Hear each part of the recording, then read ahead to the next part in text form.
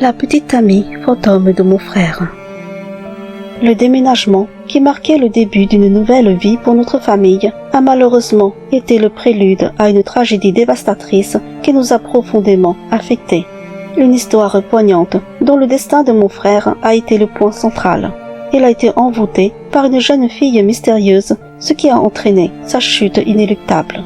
Laissez-moi vous plonger au cœur de ce récit chargé d'émotions qui a bouleversé notre existence. En 1983, mes parents ont pris la décision de déménager dans le but de se rapprocher de mon oncle, le grand frère de mon père. Après des recherches, ils ont enfin déniché une demeure paisible en périphérie de la ville où vivait mon oncle. Dans la famille, nous étions un trio de frères et sœurs. Mon frère aîné, Eric, âgé de 19 ans, moi-même, à cette époque âgé de 17 ans, et notre petite sœur, alors âgée de 13 ans. Quitter notre vie pour s'installer dans cette nouvelle maison, située à plus de 5 heures de route de notre foyer d'origine, a été un déchirement. Les larmes coulaient silencieusement alors que nous devions dire adieu à nos amis, à nos repères, à tout ce qui était familier. La tristesse m'envahissait, en particulier parce que je savais que je ne pourrais plus voir mon petit ami aussi souvent qu'avant, étant donné que nos retrouvailles se limiteraient désormais aux précieuses vacances. Notre nouvelle demeure se trouvait dans un quartier empreint de quiétude, une vieille maison au charme intemporel, couronnée d'un modeste jardin. Elle était composée de 2 chambres à l'étage et une au rez-de-chaussée. Mes parents, ma sœur et moi avons choisi de nous installer dans les 2 chambres du haut, tandis que mon frère s'est approprié celle en bas.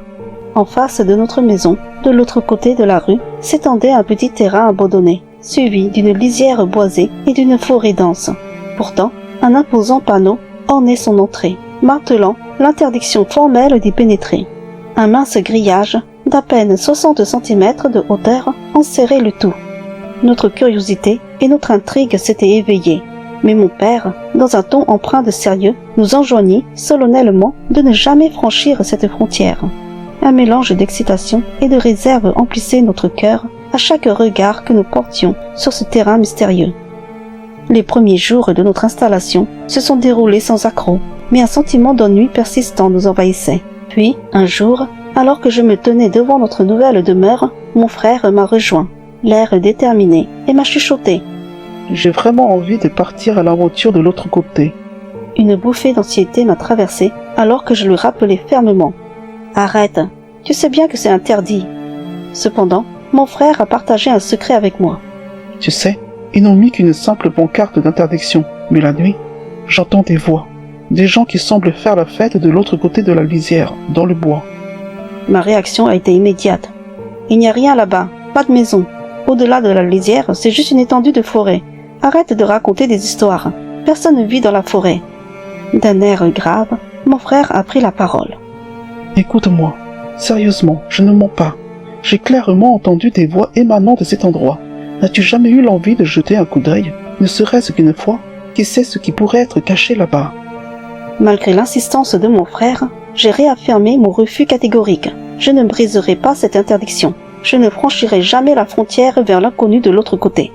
Je suis retourné à l'intérieur de la maison, convaincu qu'il s'agissait de l'une de ses habituelles plaisanteries. Un soir, le ciel s'assombrissait doucement et mon frère n'était toujours pas rentré. C'était les vacances d'été. Il avait l'habitude d'explorer les environs à vélo. Vers 22 heures, l'absence d'Eric devenait inquiétante. Mes parents, l'angoisse étreignant leur cœur, ont appelé mon oncle, pensant qu'il pourrait être chez lui. Malheureusement, ce ne fut pas le cas. Mon oncle est venu prêter main forte à mon père, car nous venions tout juste d'arriver et ne connaissions pas encore bien les lieux. À mesure que les heures s'égrenaient, l'inquiétude grandissait. Mon oncle tentait de rassurer mes parents en suggérant qu'Eric était peut-être chez un ami, mais il était improbable qu'il ait pu se lier d'amitié en si peu de temps. Après des recherches infructueuses, mon père et mon oncle sont revenus à la maison. Dans le salon, nous attendions tous, anxieux, lorsque vers 2 heures du matin, un frappement retentit à la porte. Nous nous sommes tous précipités vers l'entrée. Mon oncle a ouvert la porte, et là se tenait Eric, semblant perdu. Mes parents lui ont demandé où il était et pourquoi il rentrait si tard. Mon frère, reprenant ses esprits, a murmuré. « Maman, j'ai faim, j'ai vraiment faim. Laisse-moi manger d'abord. » Malgré les remontrances de mon père et de mon oncle, il ne les entendait pas, ne réclamant que de la nourriture. Ma mère a réchauffé l'assiette qu'elle avait mise de côté pour lui au dîner. Mais cela ne suffisait pas. Mon frère avait toujours faim. Alors ma mère lui a préparé une omelette supplémentaire. Mais même cela ne suffisait pas, et elle a dû lui en refaire une autre. Nous n'avions jamais vu Eric manger autant. Une fois mon oncle parti, ma mère a de nouveau interrogé Eric sur où il avait été. C'est alors qu'il nous a révélé qu'il avait été avec une fille, de l'autre côté de la forêt. Ma mère, perplexe, lui a dit qu'il n'y avait rien de ce côté-là, juste une grande forêt. Eric nous a confié qu'un village se trouvait juste après la forêt, et que c'est là que vivait cette fille. Il a ajouté que cela faisait déjà un moment qu'ils se fréquentaient en secret tous les soirs. Puis, il nous a raconté qu'un soir, il avait aperçu de l'autre côté de chez nous, sur le terrain désert. Elle lui faisait des signes. Alors, il était allé à sa rencontre. C'est ainsi qu'il l'avait rencontrée.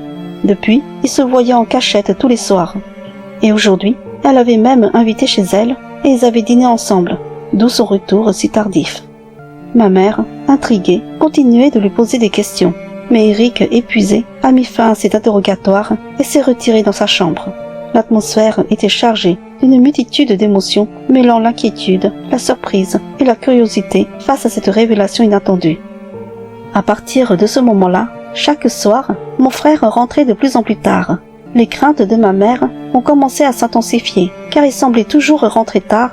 Personne n'avait jamais vu sa petite amie, et le plus étrange, c'est qu'Eric affirmait que sa copine ne pouvait sortir que le soir. Mon père a tenté de rassurer ma mère en lui disant de ne pas s'inquiéter autant pour Eric, car il était devenu un adulte et de moment qu'il passait ses soirées avec sa copine, tout allait bien. Cependant, ma mère, toujours préoccupée, m'a demandé de garder un œil sur Eric pour essayer de découvrir qui était cette mystérieuse copine. Une nuit, vers 3 heures du matin, je me suis réveillée pour aller aux toilettes. C'est à ce moment-là que j'ai entendu des murmures provenant de la chambre d'Eric. Il semblait engagé dans une conversation avec quelqu'un. Intriguée, je suis descendue discrètement pour enquêter. Les murmures venaient clairement de sa chambre. J'ai écouté à sa porte, ne discernant qu'une seule voix, celle d'Eric. Une étrange sensation de malaise m'a envahi. J'ai entendu Eric dire d'une voix tendre: « Je suis tellement heureux que cette nuit tu puisses venir dormir avec moi. Tu ne peux pas imaginer à quel point tu me manques.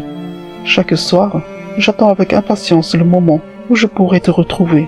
Cette fois-ci, reste avec moi toute la nuit. » Après quelques rires timides, il a continué: « Je comprends, oui, que ce soit pas facile pour toi, mais j'attendrai jusqu'au jour de notre mariage. Peu importe ce que disent mes parents, je veux être avec toi pour toujours. » Déconcerté par ce dialogue étrange, j'ai supposé qu'Eric avait peut-être invité sa copine à passer la nuit dans sa chambre, car il n'aurait pas pu utiliser le téléphone puisque notre téléphone fixe se trouvait dans le salon. Préoccupé par la situation, j'ai immédiatement couru réveiller mes parents pour les avertir. Mon père, perplexe, m'a suivi en bas, et nous avons écouté discrètement la conversation pendant un moment. Enfin, mon père a frappé à la porte, demandant à Eric s'il avait invité sa copine à passer la nuit avec lui. Soudain, un silence total a envahi la pièce. Mon père a insisté pour que mon frère ouvre la porte. Eric l'a finalement fait, mais il n'y avait absolument personne d'autre dans sa chambre avec lui. Mon père lui a demandé avec qui il avait parlé. Eric, hésitant, a répondu qu'il discutait avec sa copine, mais il n'y avait aucune présence visible. Mon père a suggéré qu'il avait peut-être eu une conversation dans ses rêves, car il semblait encore endormi. Eric, persistant dans son récit, a affirmé qu'il était bien accompagné de sa copine, mais qu'ils avaient été perturbés par nous et qu'elle s'était échappée par la fenêtre. Cependant, mon père n'a pas cru cette histoire, car la fenêtre était fermée et le volet était abaissé. Il a dit à Eric qu'il devait avoir tout simplement rêvé. Après cette étrange confrontation, nous sommes tous retournés nous coucher, laissant une aura de perplexité planer dans l'air. Le lendemain, Eric arborait un teint pâle, donnant l'impression d'être malade. Depuis un certain temps déjà, il n'était plus le frère enjoué que nous connaissions. Les plaisanteries et les rires avaient disparu de ce quotidien. Mon père a tenté de lui poser des questions sur ce qui s'était passé cette nuit-là, mais Eric ne se souvenait de rien. Il ne se rappelait même pas de notre intrusion dans sa chambre. Une autre nuit, j'ai encore entendu Eric parler, et j'ai supposé qu'il devait à nouveau somnoler comme le prétendait mon père. J'ai essayé de me rendormir, mais soudain, j'ai entendu la porte d'entrée s'ouvrir brusquement, suivie d'un claquement sec lorsque la porte s'est refermée. J'ai bondi alors de mon lit pour vérifier, pensant que mon frère était sorti en pleine nuit. Cependant, lorsque je suis arrivée en bas, j'ai trouvé la porte d'entrée fermée et verrouillée. Le souffle court, j'ai ouvert la porte de la chambre de mon frère où il dormait paisiblement. À cet instant, un frisson glacial m'a traversé et j'ai rapidement remonté les escaliers pour rejoindre mon propre lit. L'inexplicable étrangeté de la situation enveloppait la maison d'une atmosphère troublante. Au fil des jours qui suivirent, la curiosité et l'inquiétude grandirent chez nous, suscitées par les conversations nocturnes de mon frère.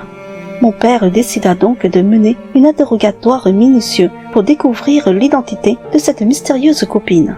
Eric avoua n'avoir jamais rencontré les parents de la jeune fille, prétendant qu'elle vivait de l'autre côté, derrière la forêt. Mon père lui expliqua alors qu'il n'y avait aucune habitation de ce côté-là, mais Eric persista fermement, affirmant qu'un village se cachait juste derrière les arbres. Les doutes grandissant quant à la santé mentale de mon frère, mon père prit une décision drastique. Dans une tentative désespérée de comprendre et de veiller sur Eric, mon père proposa que nous échangions nos chambres. Nous acceptâmes tous, espérant que cela aiderait à résoudre le mystère qui l'entourait et que son état s'améliorerait. Ma sœur et moi descendîmes pour dormir en bas, tandis qu'Eric occuperait désormais notre chambre à l'étage. Cette nuit-là, les aiguilles de l'horloge avaient déjà dépassé minuit, mais le sommeil me fuyait obstinément. Pendant que ma sœur dormait paisiblement à mes côtés, j'étais empêtré dans un état d'insomnie. Alors que je commençais enfin à m'endormir, une étrange sensation m'a étreint. Mes yeux se sont entr'ouverts et ont discerné une silhouette sombre qui se mouvait dans la pièce, s'approchant lentement de notre lit. Une terreur paralysante m'a envahi, clouant mes membres sur place. Mon cœur battait la chamade, mais je restais immobile. J'ai senti le lit s'enfoncer légèrement sous le poids de cette présence qui montait sur le lit. L'obscurité était moins épaisse et j'ai pu discerner distinctement une jeune fille. J'ai pensé que c'était forcément la copine de mon frère. Soudain, elle était au-dessus de moi, me saisissant fermement par le cou. La panique m'a submergé, mais ma gorge serrée m'empêchait de crier. Aucun son ne sortait. Puis, elle a relâché brusquement son emprise tout en me questionnant d'une voix empreinte de colère. « Où est ton frère? Où est Eric? Pourquoi n'est-il pas là? Pourquoi es-tu à sa place? Où est-il? Où est-il? Où est-il? Où est-il? Où est-il » Incapable de répondre, je tentais de me débattre de toutes mes forces, mais l'impuissance était accablante. Soudain, j'ai repris conscience, prise de panique, et j'ai secoué ma sœur pour la réveiller. Je lui ai demandé si elle avait entendu mes cris, si elle avait vu cette fille aussi. Elle m'a assuré qu'elle n'avait rien vu ni entendu. Prise de frayeur, je n'ai plus voulu rester dans cette chambre. J'ai proposé à ma sœur que nous allions dormir dans le salon, et elle a accepté sans hésitation. Ensemble, nous avons passé le reste de la nuit au salon, incapables de trouver le sommeil dans cette atmosphère troublante et terrifiante.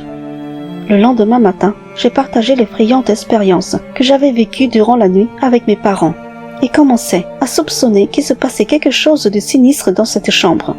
Dans le souci de nous protéger, mon père a pris la décision ferme de nous interdire de dormir dans cette chambre. Par conséquent, ma sœur et moi devons dormir dans le salon. Depuis que mon frère dormait dans notre chambre à l'étage, une amélioration notable semblait se dessiner dans son état. Il ne parlait plus la nuit et semblait avoir retrouvé la forme. Un soir, alors que mes parents avaient quitté la maison pour rendre visite à mon oncle après le dîner, il était 21h passées. Je terminais de ranger la vaisselle lorsque soudain, j'entendis la porte d'entrée s'ouvrir lentement. Mon cœur s'emballa et je me précipitai pour voir ce qui se passait. La porte d'entrée était grande ouverte, révélant l'obscurité de la nuit déjà installée dehors. Je la refermai rapidement. Montant à l'étage, j'eus un frisson en constatant que mon frère n'était plus là. Ma sœur venait de sortir de la douche, je lui demandai de s'habiller rapidement et de m'accompagner pour chercher Eric à l'extérieur. En sortant, la rue était éclairée par les lampadaires, créant des jeux d'ombre inquiétants. En nous approchant de la rue, nous aperçûmes Eric. Il avait enjambé le petit grillage et se tenait à la lisière. Il semblait engagé dans une conversation avec quelqu'un. Ma sœur et moi, curieuses et inquiètes, nous nous approchâmes du grillage. Je l'appelai à plusieurs reprises. Finalement, il se retourna et revint vers nous. Pleine de perplexité, je lui demandai ce qu'il faisait là-bas. Sa réponse me surprit. Il était parti retrouver sa copine. Pourtant, je n'avais vu personne l'accompagner. Il m'assura qu'elle était bien là et qu'elle était retournée chez elle en passant par les bois. L'énigme demeurait entière, nous laissant dans une atmosphère d'inquiétude mêlée de confusion. Le lendemain, l'excitation m'a envahi à l'idée de retrouver enfin mon copain. Il avait prévu de passer la nuit chez nous et devait arriver aux alentours de 21h. Le soir est venu, après avoir partagé un repas en famille. Mes parents ont patiemment attendu jusqu'à 21h, espérant accueillir mon copain chaleureusement. Cependant, voyant qu'il n'était toujours pas là, ils ont fini par se retirer pour la nuit. Pendant ce temps, j'attendais avec une impatience grandissante, envisageant de partager un dîner spécial avec mon copain. Mon frère s'était retiré dans sa chambre et ma sœur avait déjà préparé notre matelas habituel dans le salon, laissant le canapé à mon copain pour la nuit. L'attente était teintée d'une douce fébrilité mêlée à l'espoir de moments chaleureux en sa compagnie. Vers 21h30, l'excitation grandissait en moi à mesure que j'entendais la voiture de mon copain se garer, suivie du claquement de la portière. L'impatience de le retrouver me brûlait, mais je me retenais, attendant qu'il frappe à la porte avant d'ouvrir. À quelques pas de la porte, je retenais mon souffle, attendant le moment précis. Cependant, alors que je guettais avec impatience près de la porte, j'ai distinctement entendu mon copain converser avec quelqu'un dehors. Ses paroles étaient claires lorsque j'ai entendu. « Vous allez où à cette heure tardive ? Ah, d'accord. Amusez-vous bien. J'espère qu'on pourra se parler un peu plus demain. » J'ai supposé qu'il avait dû croiser des voisins qui se promenaient. Lorsque mon copain a finalement frappé à la porte, j'ai ouvert avec empressement. J'ai mis la table et j'ai invité mon copain à partager le dîner avec moi.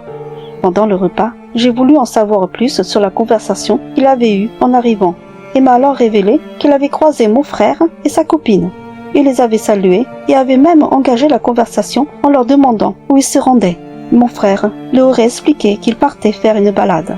Perplexe, j'ai demandé à mon copain s'il n'avait pas fait erreur, car je n'avais pas vu mon frère sortir. Cependant, il était catégorique, affirmant que c'était bien Eric, qui ne pouvait pas se tromper. Intriguée et inquiète, je suis montée à l'étage pour vérifier par moi-même.